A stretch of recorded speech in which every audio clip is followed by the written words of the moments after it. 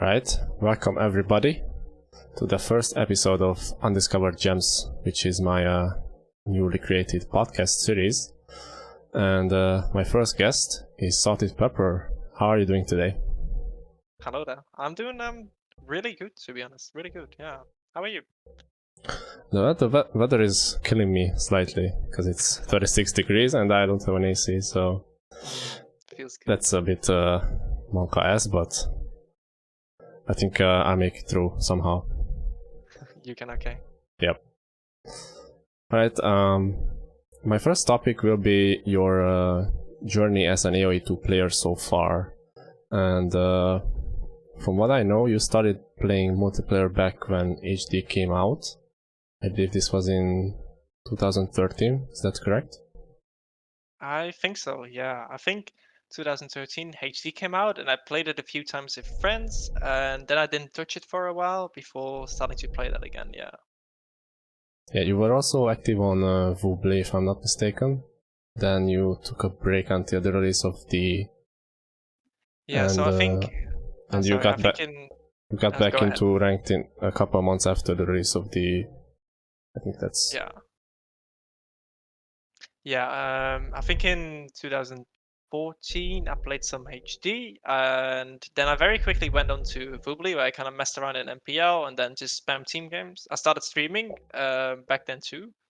Um, Before I had taken a really long 3-year break for my studies, and then as DE came back out, I started watching a few streams again. It kind of began to tickle and you kind of want to start playing again. So I think in end January previous year, so 2020, I started playing DE again. So yeah, and in April after that, I started streaming again too because really missed that and enjoyed a lot. So yeah. That sounds great. Sounds like you have a lot of fun with the streams as well. Like usually there's a lot of anxiety going into it too, but if you can do it for fun, then that's great. I think it's always a big mixed, right? Because you're putting yourself out there, you're kind of making yourself vulnerable, and some days, especially if you're really unsatisfied about your own play, it can be kind of frustrating to put yourself out there and feel like you're just not really showing what you want to show. But overall, I think the community is just really positive and helping out in these kind of situations, and that does make it a lot of fun for me. And I think for me, gaming is also just a lot about interacting with other people. So in that sense, streaming is just a great gateway for that too. Yeah, it sounds like you have a great attitude for it, so that's commendable. I have a question about. So you played on basically 3 different platforms, like counting Woobly, HD, and DE. Which one would you say was your favorite out of these 3? We can just stripe off HD immediately, in my opinion. That was a disaster to play on so many levels. Yeah, that was not my favorite. Voobly at the time it felt so good. Like going from HD to Voobly was feeling so much better. Everything just went smoother. That's also just the part where I really got in touch with AoE community. I think on HD I really started playing with some of my friends, and they would just play every now and then, and I would just start playing with randoms then because they wouldn't play as much as me. But then in Voobly I really came in touch with streamers and whatnot. So in a sense, I really enjoyed my time in Voobly. But if I look purely at gameplay experience, I know DE ain't perfect, but it's a lot better than the other platforms I played on. Yeah. Yeah, I only played a couple games on Woobly. I also got HD, but the amount of games I had there was like really negligible. So most of my days were on DE, and I can't really um, tell my full opinion on the other 2 platforms. So it's good to hear another perspective as well. Do you think lobby system or matchmaking is better? Because in DE we have obviously both, but matchmaking is the much more popular choice.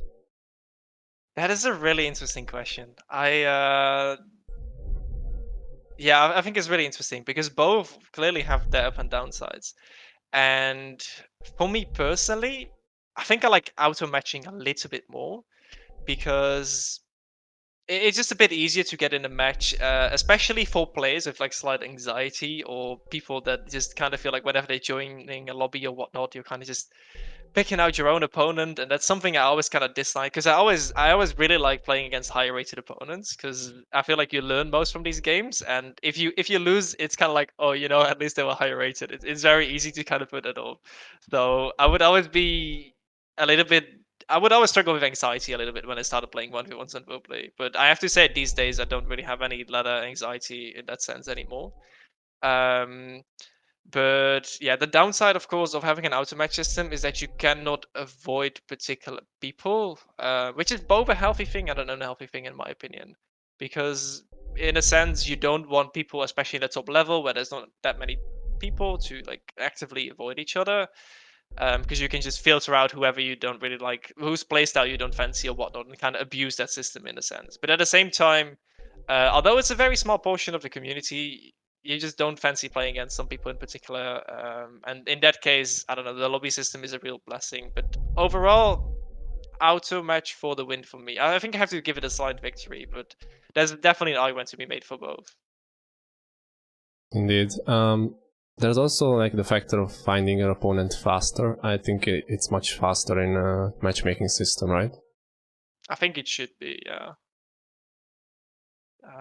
I can't really speak from Vubli experience too much. Honestly, on Vubli, I was more of a team game grinder than. I've really started playing more 1v1s on DE rather than on Vubli. So I find it hard to really say something from the sample I have. But in theory, it should just be faster without a match, yeah.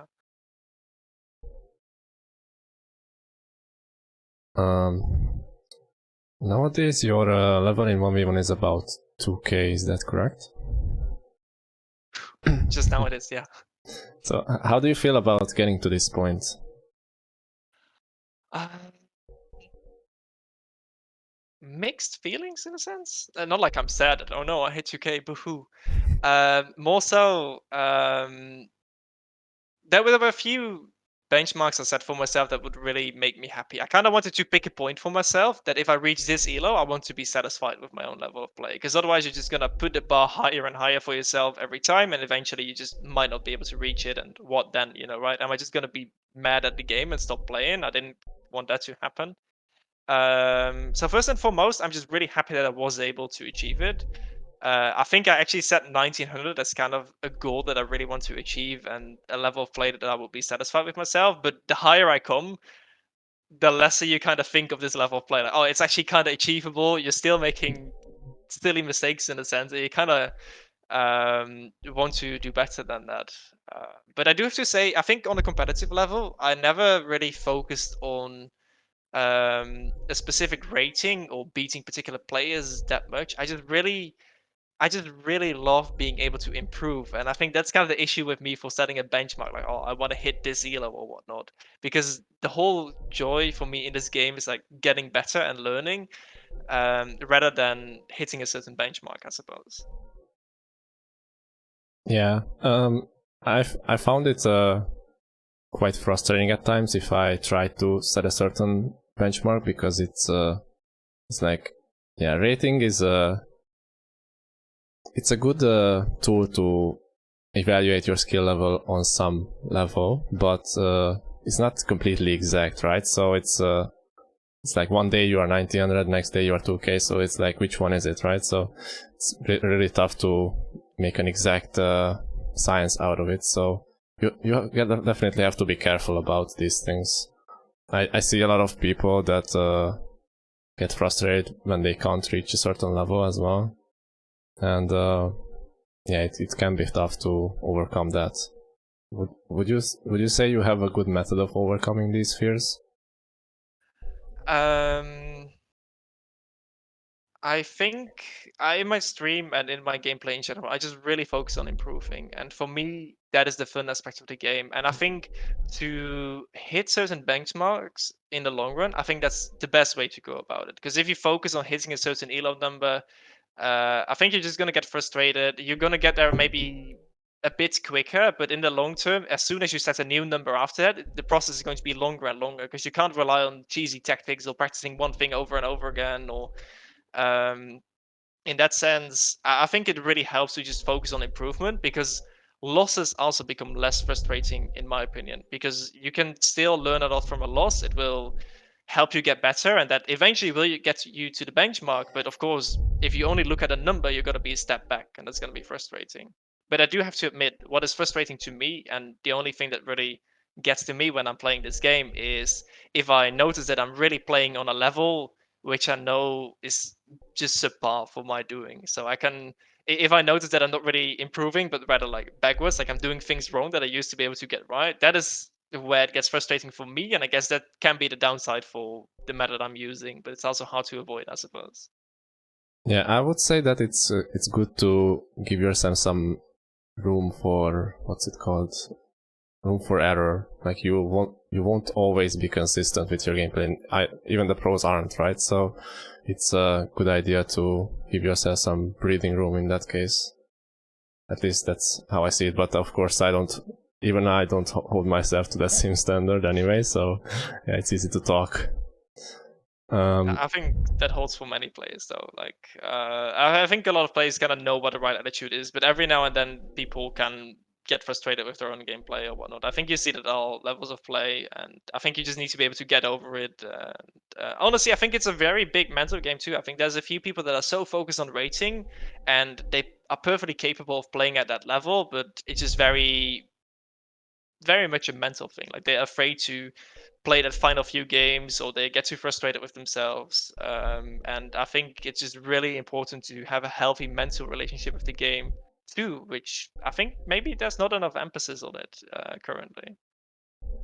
Yeah, I definitely agree on that.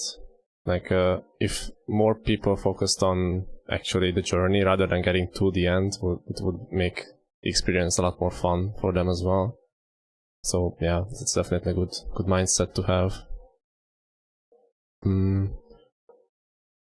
What would you say are the most important things to keep in mind if someone wants to improve their level, like beyond the ladder and creating anxiety?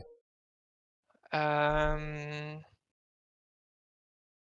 it kind of depends on what level you mean the question. Because if there's like a very general coaching advice that I should give for like in game and what you should focus on if you want to improve. Oh wait, I guess I'll just do it in two parts if you don't mind me. Yeah. So first thing, I do quite a bit of coaching too, and the first thing I notice is that people, first of all, it's really valuable to watch your replays, but you also kind of need to learn how to watch your replays. I think a lot of players, every little mistake they make, they kind of make a note for themselves, and they feel like they have to do it perfect. But if you look at high level play, there's so many mistakes constantly. You just really need to figure out for yourself, like, what things are important to focus on, and what general ideas should I try and learn, rather than making one particular mistake. So kind of see the grand scheme of things. So from a very technical gameplay level perspective, I would say that is the best way to improve. Like, look at your replays, but focus on the grand idea rather than the details. But otherwise, again, I come back to that mental part. I think having a good mentality towards the game is the most important thing in helping you improve. If you can create a healthy relationship with um, how you look at your own gameplay, how you feel about your own losses, and how you look at, well, how your whole rating process is, I think that can make huge differences for, first of all, just improving effectively, but also just continue enjoying the game. Because sometimes people come at me and they're like, "Oh, I kind of want coaching." And before anyone gets coaching for me, I ask them, "Why do you want coaching?" Because some people see getting better at a game as um, the ultimate goal or something, but you kind of need to make sure that you continue having fun. And sometimes getting better isn't always fun if you're in the game for something else. Yeah, definitely. I wanted to say something, but I forgot. Oh yeah, the like you mentioned, you have to learn how to learn.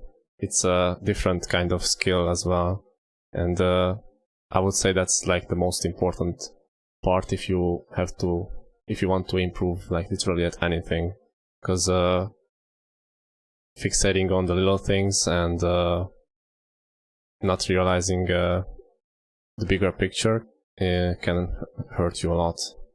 So I definitely agree with what you said there. You said you wanted to cover two parts. Was that it, or was there some more? Oh yeah, sorry. I just meant like the technical part and kind of like the mental part is how I meant to split it up. So yeah, that's what I had to ramble. All right.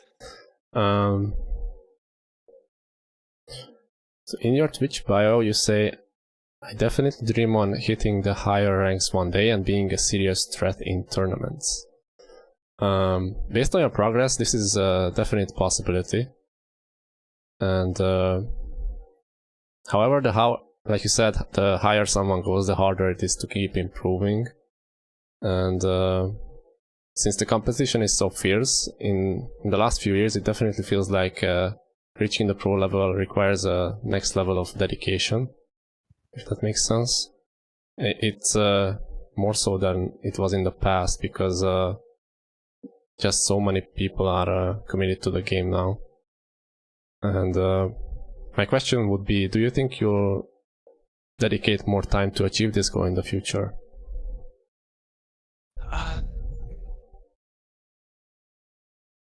I mean, my future is very vague at the moment. It's yeah, it's very hard to say. So I just started my holidays, which is going to be a solid 2 months, which is where I really want to try hard. We'll be joining in some tournaments and see how far I can go.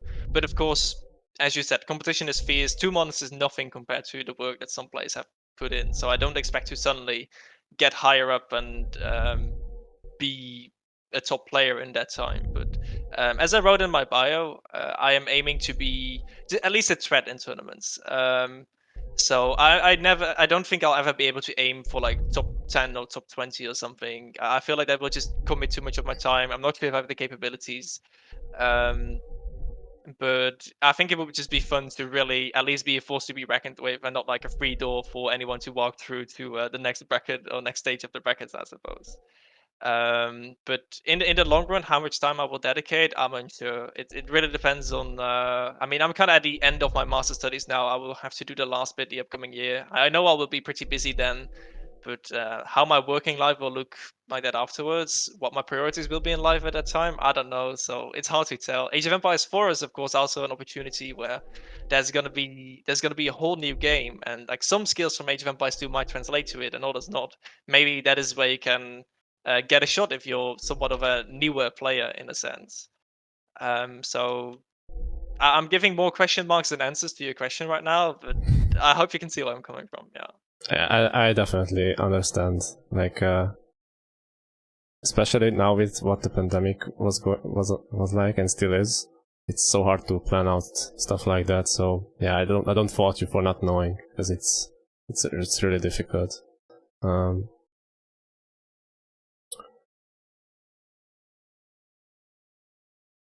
what kind of like you said you want to be, like, you want to take part in tournaments even if you are not at the top. Which tournaments would come to mind exactly? Uh, what tournaments I would specifically want to be in, or if I have anything scheduled right now?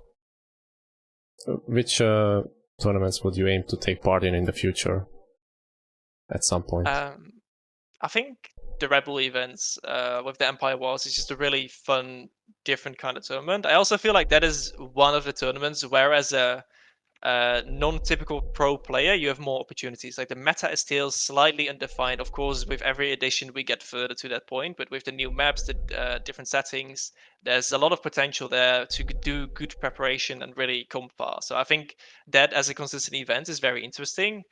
Um, but similarly, something like Hidden Cup, maybe I'll never get out of qualifiers, very likely. But I think it's very fun to try and see where you can come in these type of tournaments. And I also think that participating now will help your learning to overcome like anxiety in tournaments and stress about that, and also just get some experience in the whole tournament settings, I suppose. Yeah. Recently, I played in the Masters of Arena 6 qualifier, and even though I didn't have as much time to prepare as I wanted to, it was really a lot of fun, and just being able to play in this setting against really good players is a really different experience than playing on ladder, for example. And like you said, in some tournaments, like Red Bull, you really get rewarded for preparation as well. So you have a much better chance of overcoming that rating difference, so to say. Yeah. Which result, be it casual or tournament setting, would you say you are the most proud of? Honestly, with the tournaments I played so far, that's not something I'm specifically proud of. I think in theory where I got the furthest was in Outback Legends, which was like an Australian community kind of tournament where I lost in the semi-finals to the player who went and won it. I'm honestly still sad about the result because I feel like any other day I probably would have been able to take that player, but all respect to him, of course. But yeah, I just really wish that I would have another shot to play that through. But apart from that, I played in a few Town Bell Cups and some tiny tournaments, but very often after a first few easy games, you get against a player that is like 2k3 and it's a bit too far. And ever since I hit 2K, I haven't been participating in too many tournaments, so we have to see what's happening next. But for now, I find it hard to really point out something specific that I'm really proud of in terms of results. Yeah. All right. I think if I can add though, I think what I Yeah. can be proud of is sometimes you prepare a strategy and it just really works the way you imagined it, and those are really feel good moments in tournaments. That is very satisfying to play with. Yeah. Yeah, I don't know the feeling because I haven't done such things, but yeah, it must feel really good because like the confidence to try out something new in a tournament setting is really something different. Yeah, and currently I'm also joining Farmman's AoE League tournaments. So basically, you Yeah, have to pick a home map for the whole season, and I've been thinking about my home map all day because I want a home map where I can try out different strategies and there's multiple things feasible and possible to kind of apply. But yeah, I'm still on the fence about that one, so I'll see what I come up with. yeah. I was invited to that tournament as well by Farman. I think it's a really solid idea by him to have this like tournament where no matter your rating, you can still participate and have fun with people that are kind of close to your rating. I think especially the people that are not on the pro level but are kind of good suffer a lot from the lack of opportunities. Like you don't have a lot of tournaments that you can take part in and still get good results in. At least that's how I see it. So it's really nice to see these things on the rise. I'm not sure how you feel about that. That was a really fun tour for me. So basically, over the past year and a half, when I went from I think like 1300 elo to like 1k9, every time I would be proud I hit a new benchmark. You know, I'm 1500 and I'm just over 1500, and the next week on AoE Zone I see an event hosted like players below 1500, then I hit 1600, and there was like Hera's Dojo is below 1600, and I hit 1700. Well, that happened like a couple of times. Like every time I'm kind of surprised when I hit 2k there wasn't selling like a 2k minus tournament, but yeah, that was I think it's really cool that people organize these kind of events because I think they're really fun to play in, and a lot of people just love watching the pros. But prepping for a tournament is just completely something different than playing ladder games, and I think a lot of people don't even know how much fun it can be. But of course, it is a bit of a time commitment to do that too. So I really want to say props to everyone that does organize lower elo events. I think that's absolutely amazing. And I think, yeah, think especially around and I'm not saying that just because we're around that level, but around 2K, 2K1, maybe even 2K2, there's maybe slightly too little events because I think these are the level of players that can set up like really solid games with lots of excitement, but they just won't ever be able to consistently beat 2K3, 2K4 players in more serious tourneys. But yeah, of course, it's hard to get something for everything out there, for everyone out there. Yeah. Yep, indeed. Um, so I think that wraps up the first part of the interview. Now I would be moving on to the second topic, which is salted pepper as content creator. Hopefully.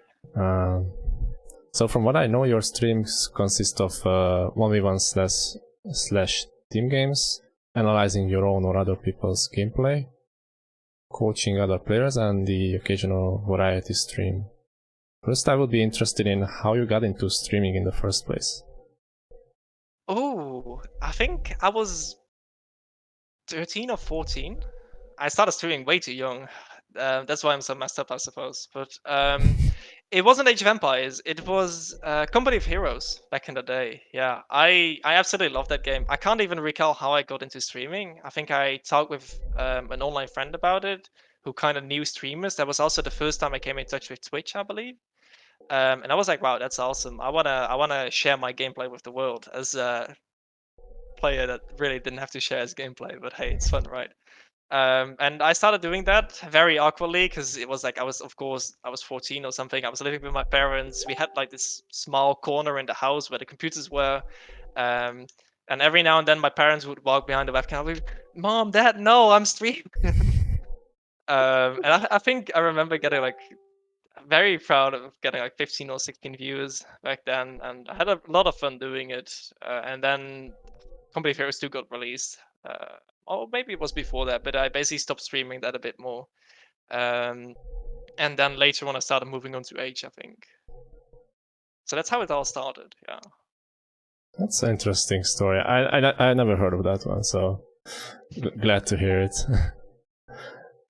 um, so when was the time you started streaming Age? Do you remember that? Mm, yeah, I think that had to be quite a bit later then, because I think that was with the release of HD, indeed. Yeah. It was a while ago, like 8 years, 7 or something like that.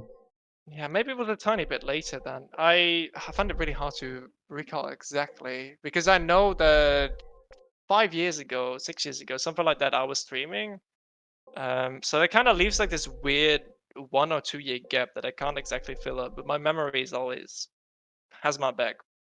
So I don't think I'll be able to fill that gap.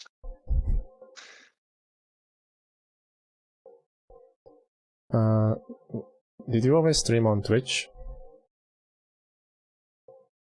Yeah, I think I went straight to Twitch. I never. Well, were there even different platforms back in the day when? I remember.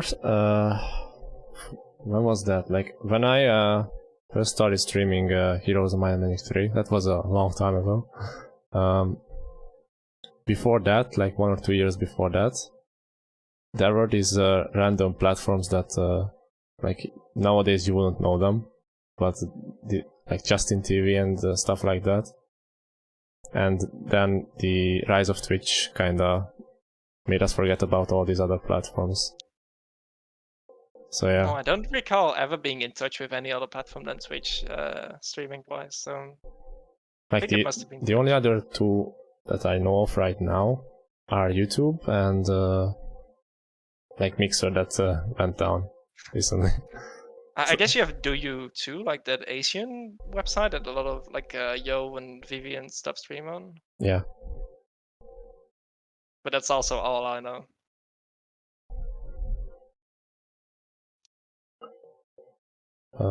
So you mentioned that you do coaching for other people. I also mentioned it. We both did. Okay. So how did you get the idea to do this? How did you get the motivation for coaching others? Um, I think I just always found it really cool when there were higher level players that were helping me out. I think that was always one of the more fun things for me to get in touch with. And I think initially, like 4 years ago, when 4 or 5 years ago, when I was playing on Voobly, the main reason I wanted to improve was for my stream, so I would give more insight when I was casting and to gain the ability to help other people out too. Because I think that was one of the most fun things you can do is just help other players get started on the game and understand the concepts of the game. Because I think that's some sort of art in Age of Empires that people should be familiar with or can be familiar with if they want to. Um, and I think coaching is just a lot of fun, and I hope that everyone that I coach also just pays it forward to other people. because I think it's so much more fun to try and help each other improve and see how far we can get than to be super competitive and keep everything for yourself and make life difficult for others or something. I think competing with yourself is the best thing there is in these kind of situations, in my opinion. How many people do you have coaching right now? Very technically speaking, three. But one is basically on standby, so it's a bit with up and downs. I do pretty loose coaching in the sense that I don't do fixed sessions. It's not like every week or something. I just really want the players and themselves to be like, okay, I feel like I'm stuck on something. I want some guidance. They come to me, and we just basically go over some replays, see if we can do some practice together. Um, and I just feel like every now and then it doesn't really make a lot of sense to do like weekly things unless a person plays a lot, because players just need some time to get used to concepts, learn applying them before you start throwing too much information at them. And at least that's my coaching theory. Do you do like specialized training? Like, for example, how to react to this and that? What's the theory behind it? So it depends on what you call specialized, but I suppose that at one point I had a coachee that really struggled defending against the drush. So basically, what I did for that is create a scenario where you basically were about to click up to field age, but a drush hit you, and you need to defend. So we just played it together a few times. I kind of showed her the ropes, and from there on, I said like, okay, go practice this with a friend. Reverse the roles sometimes. Like try and control the drush yourself. Like what do you struggle against? And I think that helps a lot understanding these concepts rather than, especially around the elo, she was like the one in every 10th game you get rushed or something. Because yeah, sometimes it's too much time to kind of learn from it and apply from it. So I think that's the most specialized thing I've done. But if I notice that one student is struggling with something very specific, I think it can be really cool to create a tool for that in that sense. Yeah, that's really cool. I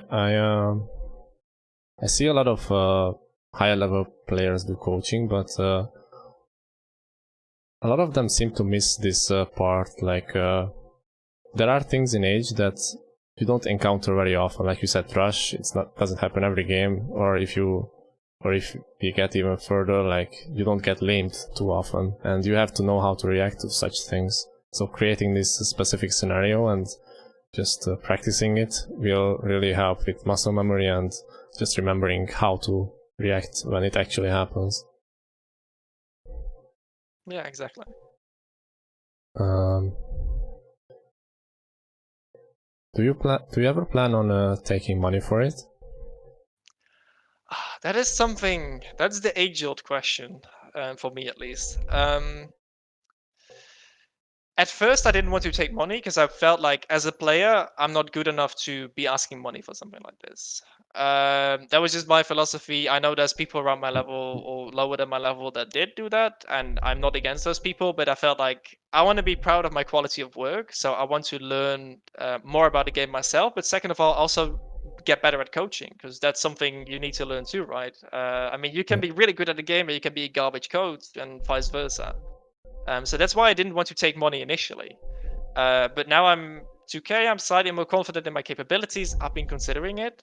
But the main reason I haven't been doing it is because I only want to coach people with a really good attitude, with a healthy mentality towards the game, and um, that really just that I have a fun time interacting with. So I basically offer coaching for free for anyone in my community in a sense that just active contributing. And I'm kind of afraid that if I start asking money for my coaching, then of course I can always decline people, but it attracts a different kind of people. I've had a few other people that asked me for coaching, but I just didn't quite like their mental attitude towards the game. I didn't think it was healthy, and I didn't want to be like coaching, like, oh no, you can't play the game like this or whatnot, because well, that's how they wanted to play the game. And I think that's kind of the thing. As soon as you charge money for something, you need to give something in return. But because I'm doing it for free, people can't really expect anything. But well, me just doing my best when I feel like it. So that's kind of the consideration between asking money for it or not. Of course, it will be fun to earn a little bit extra, especially as a student. But yeah, I can live fine without, and I don't think sometimes hobbies should just stay hobbies, I suppose. Yeah, you make a good point about that. Like, it gives you more freedom. You don't have to commit as much energy to it if you don't want to. So that definitely helps when you are busy with other stuff, I guess. Definitely. Um, No, but that's also why generally before I take up any coaching, I always start with a talk. Like I wanna know why they want to get better, how they plan on getting better. Do they have a specific goal? What do they struggle with most? And it just helps a lot if I already know them. I struggle most like evaluating people that come in my stream like one time, they see your 2K, they ask you for coaching, and you just don't know anything about the person. You haven't seen them interacting with other people. Can lead to nasty surprises every now and then. Yeah. yeah, I can see that for sure. Like, when you do something like this, you just want to give something back to the community, but it kind of has to go both ways in a sense. Yeah. You can't just take something for free and then not contribute anything. So yeah, I definitely understand the reason you don't want to take just anyone coming in. So yeah, I hope it works out for you in the future as well, whether or not you decide to take money for it or not. So you mentioned in your bio that you used to cast for Woobly Official a few years ago. I would really like to know how that worked and what was that like. I very vividly remember my first time casting in the Woobly official, and oh boy, that was interesting. I remember just watching in the stream, and at the time, Tef, which was like a staff member of Woobly, was doing a cast on team games, and I believe Viper was playing, Doubt was playing. I believe it was like all team secret against SI at the time, so the Asian team. And he was like, "Oh, I just freaking popped up in chat. I was like, "Hey, do you want a co-caster?" He didn't know me.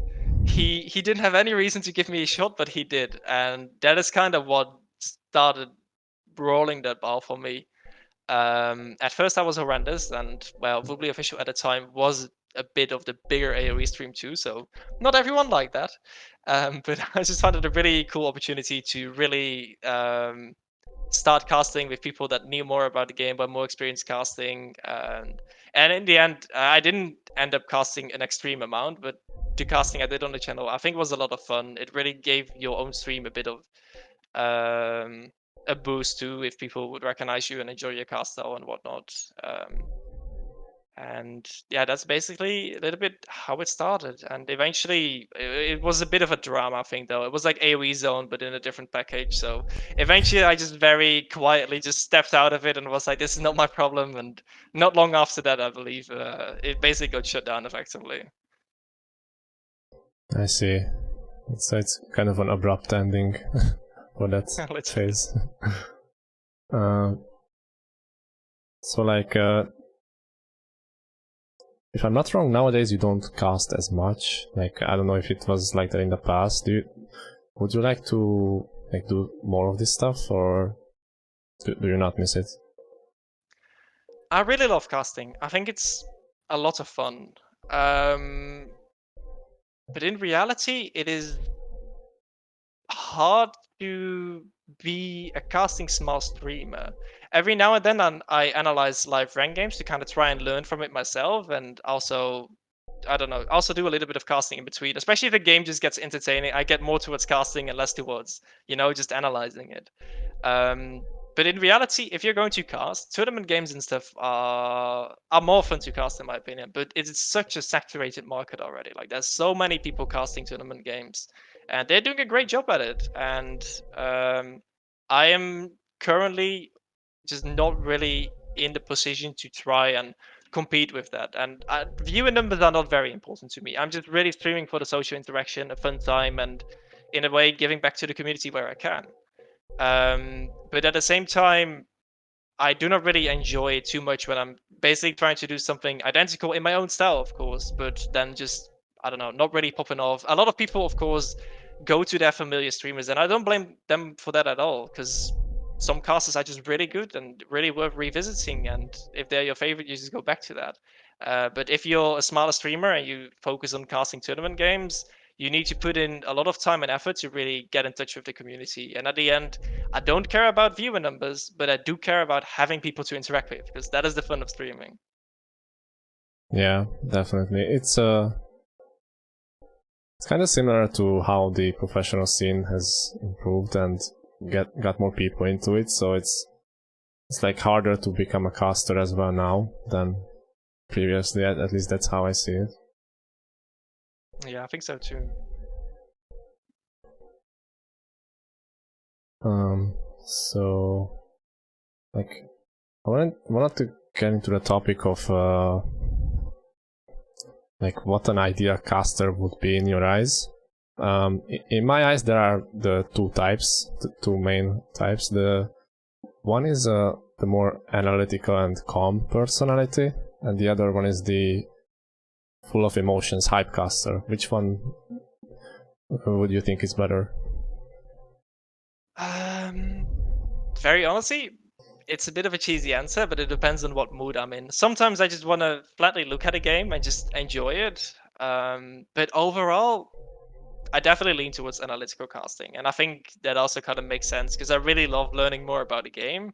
And honestly, there's just so many beautiful nuances in the game, and I find it cool if other people can appreciate that too. Rather than a mangonel splatting a big group of expo. Don't get me wrong, I also get excited about that, but I think it's so much fun and so interesting to look at the other dynamics going on in the game. So in that sense, analytical casting for me all the way, but it needs to be a bit natural and fun too. It doesn't need to be like theoretical mathematics on why display is optimal or something. That's getting it too far. So a healthy balance, but definitely leaning more towards analytical. Yeah, I'm actually the same way. I started like when was it? A couple of years ago, casting some games in Rise of Nations, and it was a really interesting experience. And some people would tell me that I'm the so-called boring caster because I always analyze everything. So it's hard to find that perfect balance for sure, but it also depends on the personality of the caster. So like you can't get overhyped for something when you are not. So yeah, I definitely I definitely see arguments for both sides, and I also enjoy different types of casting on different days as well. Who would you say is your overall favorite caster in the H community? That is a hard question.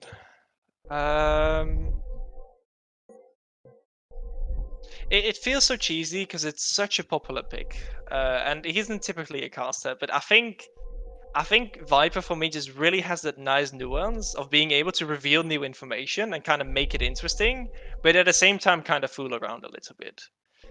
In that sense, I really like watching Niddy analyze too, because he's really an analytical caster too. I kind of like seeing his insights, but I don't mind slightly more edge of relaxation every now. Not saying that he's never relaxed or something, but that's kind of why at the end I would maybe make Viper my favorite caster. As far as you can call him a caster. Yeah, Yeah, I'm kind of thinking if I'm forgetting anyone. Yeah, there's a few obvious ones, of course. You've T90, Mem, Leader Core. Dave, Am I forgetting? not Yeah, me, the Dave. Canadian Dave. Yeah, no, I don't. Yeah, I think. Yeah, I think. I know it's maybe a bit weird to call Viper caster, but oh well. The casting I've seen from him is definitely one of my favorite things to see. No, I like it. I also like Viper casting, to be honest. Like, um, it really gives you a new perspective to how a pro player sees things. Like he will not focus on the same things as other casters, especially if they are memeing around like, oh my god, look at that bird in the corner or whatever. It's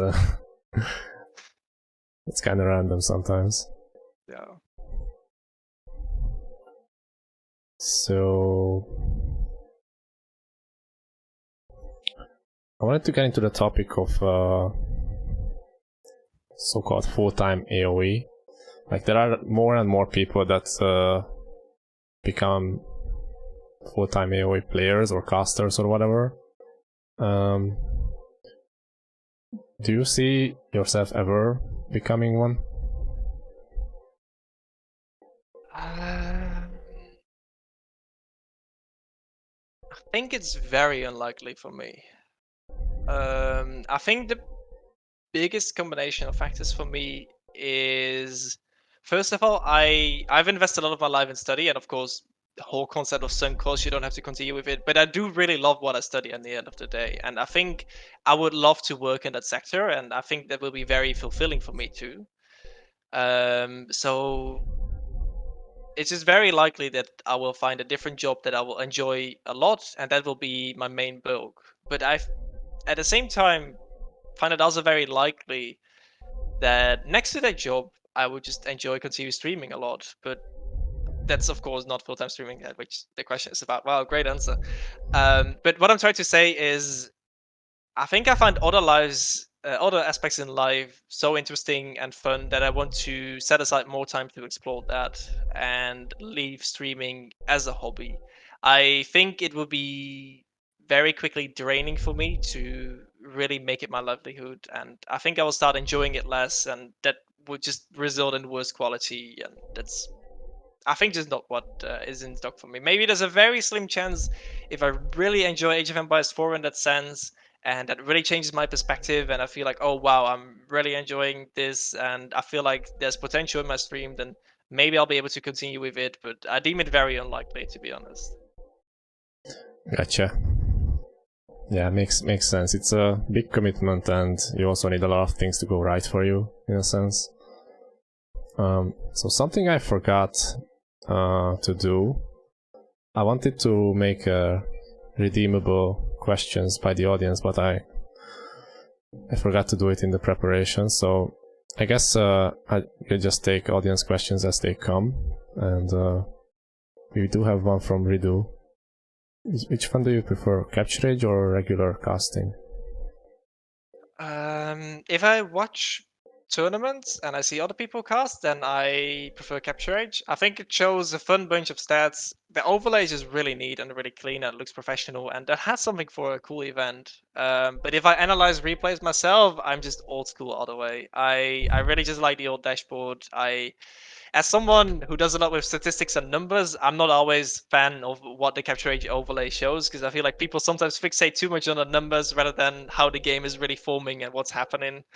Um, but yeah, like I said, for real big official tourneys, I like to relax a little bit, and I think capture age is just perfect for that.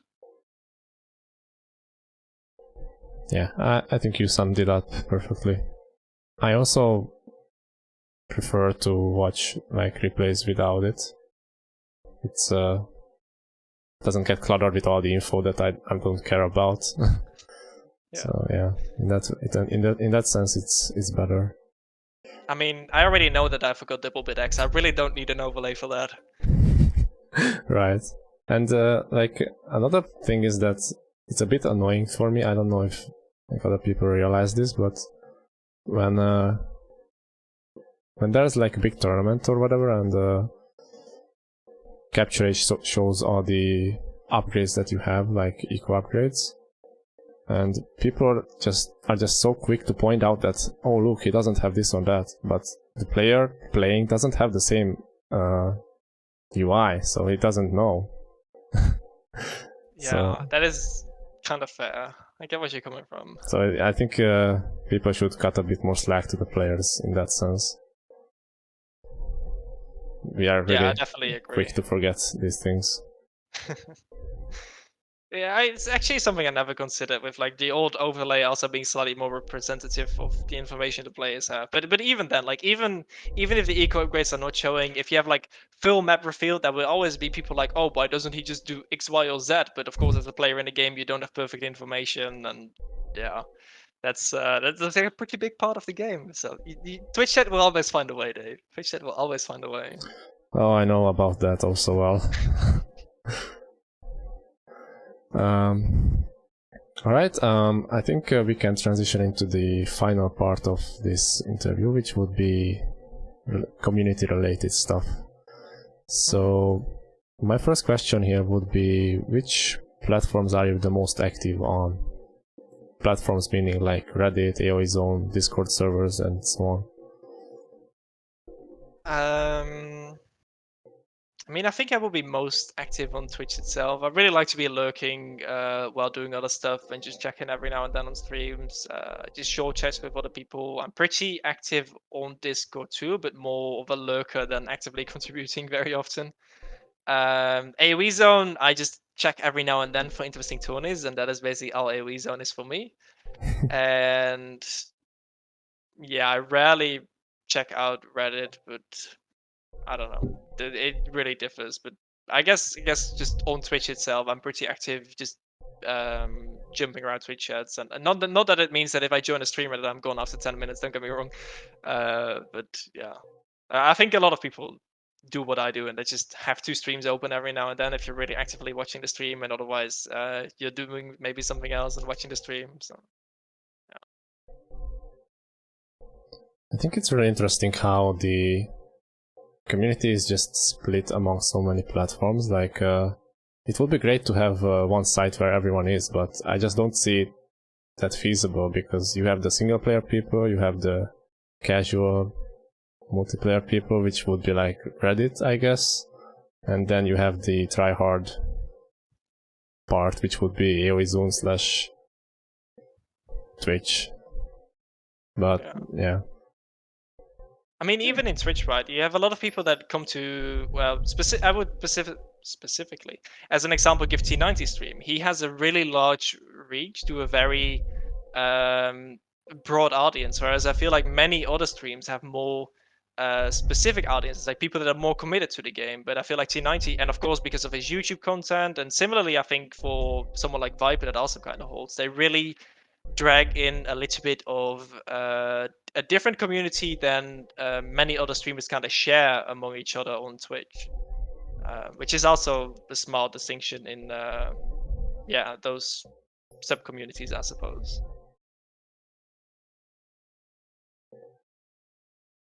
Who would you say are your closest friends in the community? Oh boy. Who's in Twitch chat right now? Just before I offend anyone. No. I suppose. Well, I got to know my girlfriend through this community, so I think I should mention her first. So Little Trouble, that would be a very clear candidate here. Then I just have a real life friend of mine, Filion, who I just get along with a lot. I really had to drag him into Age of Empires 2. He liked Age of Empires 3 a bit better at first, but I got him over, and he's loving this game now too, so that's great. I think there's like different connections in the friendships I have too, because with Little Trouble, I also just am pretty close with Mars and Robin, because they're pretty active mods on her too, and we organize events or help to organize events together. If I want to chat about some related Tony stuff, I very often just hang out with Camel, Patisse, Oilo, and whatnot. If I want some chill community games, I'm very often like Moonfaller's Discord with some people there. So for different purposes, there's really a set of different people that I interact a lot with, but closest would definitely, well, be Literal Mars and Robin, I suppose. Yeah, and Filion. I actually wasn't sure about your relationship with Little Trouble. I mean, it was kind of implied that you are together, but I wasn't sure. So thanks for confirming that. But how did you to actually meet? It was in a Moonfall community game. Yeah, it was way too late at night. Way too late at night for me. Early morning for her. Way too early in her morning too. And we just both hopped in the game, and we just got in touch. We just talked a bit, friendly chat, nothing. And that was the phase where there were a lot of these community games happening. So like every week, the two of us would kind of stay around in voice chat afterwards and just chat a bit. And eventually it just moved on into private messages and whatnot. And we just really get along. And then I found her stream, and oh wow, she streams too. And she's been a great inspiration for me to start streaming again too, because at that time that I met her, I didn't stream again yet, and I actually asked her the question, oh, should I maybe get back into it, because I remember really enjoying doing it. But she really inspired me to start streaming again too, because I think she really creates amazing content. She puts in so much work, and I promise I'm not just trying to sell her out right now. But for me, she was really a great inspiration to get back into streaming and also see why streaming is so much fun. Yeah, I also like her content a lot. It's quite unique, and she really puts a lot of work into it. So yeah.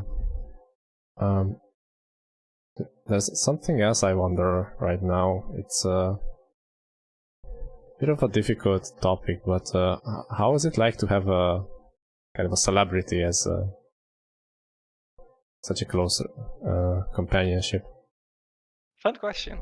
I feel like I cope with it pretty easily in a sense. I think what just helps a lot is that we have really good communication in a relationship. It's just hard being in such a long distance relationship. It's just suboptimal, especially with COVID right now. It just absolutely sucks. But we just have, we're just really a team. We have amazing communication and collaboration, and that makes it really easy in a sense. There were times I was kind of afraid that it would bother me, but if there was ever anything bothering me, we would be able to talk about it and sort it out in no time. So surprisingly easy, I have to say. Yeah. That's great to hear. Um, Shit, I always forget what I wanted to ask next. Okay, I guess I just move on. If it pops up Oh back yeah, later, then I got it. So do you plan on going to the next like meetup, NAC or whatever it might be? I'd love to. Yeah, definitely. I mean, once again, future isn't certain. We'll have to see what happens, but I think that would be awesome just to meet so many people that I communicate with on a weekly basis and that I have spent so much time with. So I definitely just want to be there. And yeah, I mean, if it's really somewhere in the US that it becomes a big consideration whether I would go or not. I mean, I deem it kind of unlikely in that case, but if it's anywhere in Europe, I deem it very likely for me to show my face there. Yeah. Yeah, would be nice. I think NAC3 was like when was it? The start of 2020 or Yeah, January 2020. yeah. I actually considered going at the time, but I just got back in the game and I had my exams during that period too, so I skipped on it. Um, which I really regret, but then again, had to pass exams too. Liam is asking, what's your favorite meme strat and why is it Siege Tower douching? Never Siege Tower douche. I don't really have anything against douching, but uh, you won't catch me doing it very quickly. Favorite means I don't know. I just really love playing random and giving a creative twist on anything, especially when you're playing on mega random. Like start if you're Saracens and you randomly start with a market, I just love it and try out cheesy stuff.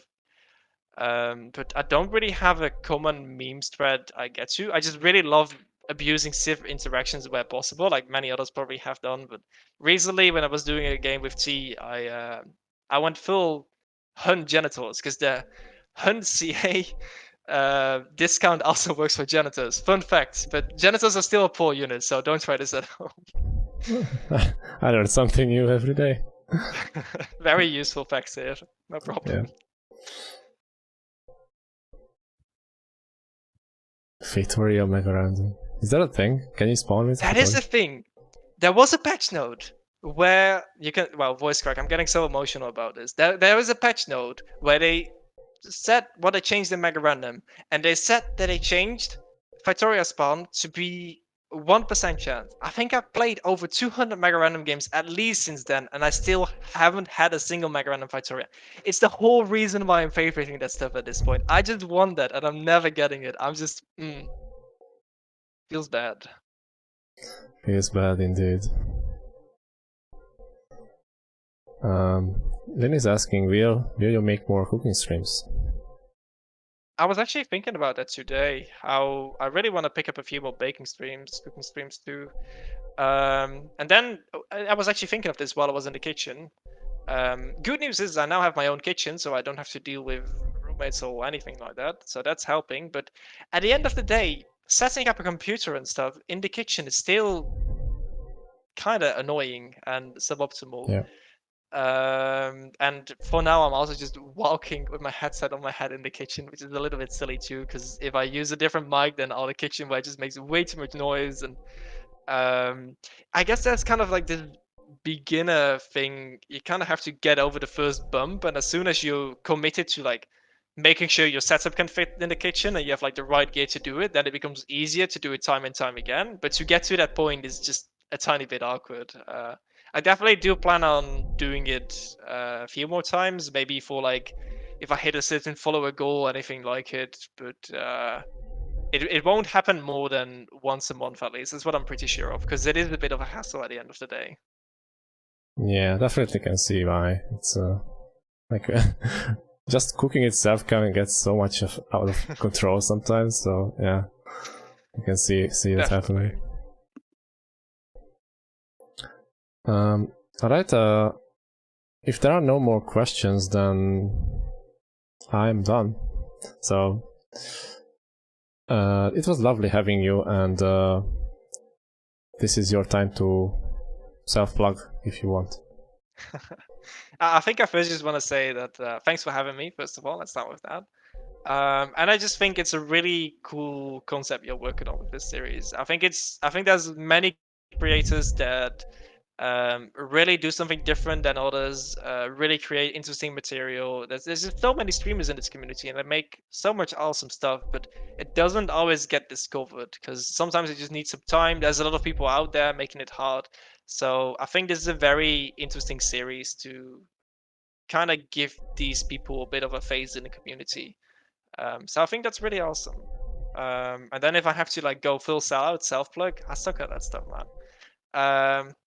Well, it's just salted_pepper. Indeed, mainly play 1v1s right now. I do some coaching, team games every now and then with community, and every now and then there's small variety shenanigans. I think when I'm streaming, I'm mainly focused on analyzing. I try to explain my thoughts as much as I can. If you can hear me throughout all the house sounds that I get. Um, and yeah, I think it's really a lot of a learning stream, but with some giggles every now and then too. So if you're interested in that, then come check it out, I suppose. Yep, go do it. What do you rate my sellout here? Perfect. 10 out of 10. Wow, nice. I appreciate the kind words. I think obviously I'm nobody myself, so it's not like I'm gonna give huge exposure to people, but I really like giving credit where it's due, and nowadays when everyone and their grandma is streaming, it's really difficult to stand out. So yeah, I want to give some credit to people that get a bit lost in the shadows. Yeah, I think that's really cool. And even, I mean, of course, it would be really awesome if some of the biggest faces in the community would do this. But I think at least like creating a space for this and creating some interesting interaction and especially just some collaborations in smaller streamers can also just be really fun. I know that some subgroups, of course, share many viewers in that sense, but there's definitely more potential for that too, I think. So it's cool to at least see some options explored there, and it's fun also. At least I found it really fun to join the series too and just talk about this and also get to know each other on a slightly different level. Like it's related to age mostly and whatnot, but it's still just something else than the typical thing you might share on stream. Yeah. All right. Thanks you guys very much for showing up, and thank you Salted for being my first guest. It was a lot of fun, and we'll see you guys in the next one. Which will be, I don't know when, so I'll make a post about it. Awesome, cool. I can't wait to see the next one too. I'll definitely be around for that one. But for now, thanks again, and yeah, see you around. See ya.